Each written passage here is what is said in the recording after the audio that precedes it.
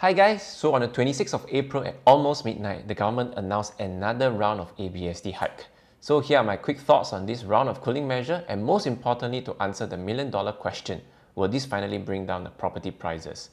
So fortunately, they were unlikely to have any material impact in the market. Why? So over at this chart over here, you can see that in the OCR and RCR market, the demand is mainly coming from Singaporeans and PRs, who are not much affected by this round of cooling measures. So in the OCR market over here, since 2018, we can see that less than 3% are coming from foreigners. Similarly, in the RCR market, about 7% were from foreigners. Take the most recent two launches, Tembusu Grand, which launched about 3 weeks ago. More than 90% of the buyers are actually Singaporeans, while the remaining 10% comprise PRs and foreigners. For Blossoms by the Park, the first condo launched after the new cooling measures, we are seeing more than 70% sales, and 96% were from Singaporeans and PRs. Foreigners account for only 4%. You'll be surprised that even in the CCR market, most of the demand are coming from Singaporeans and PRs. So which market will be impacted? This chart shows the number of non-landed transactions above 10 million, and you can see that since 2017, Singaporeans form at most only a third of this population. So particularly for this ultra-lux segment, where it is dominated by foreigners, the market should see a slowdown in the number of transactions.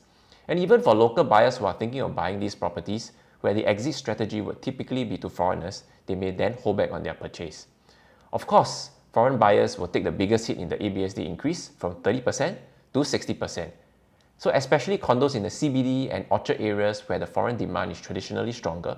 For example, if you look at these condos within the CBD area, like your V on Shenton, only 53.9% are owned by Singaporeans. Warwick residents, only 28.6% owned by Singaporeans, and the mega development Marina 1 residences, only 50.6% owned by Singaporeans. So in fact, one of the condos right smack in the CBD has postponed its launch date due to its ABSD hike announcement. And that said, I would like to point you to my favorite report, the MAS Financial Stability Review, and this chart shows that foreigners account for only about 5% of our transactions. In fact, in 2022, they only contribute about 900 out of about 20,000 transactions. Most of the transactions are in fact driven by resident demand. In short, I feel that the new measures are not overly punitive.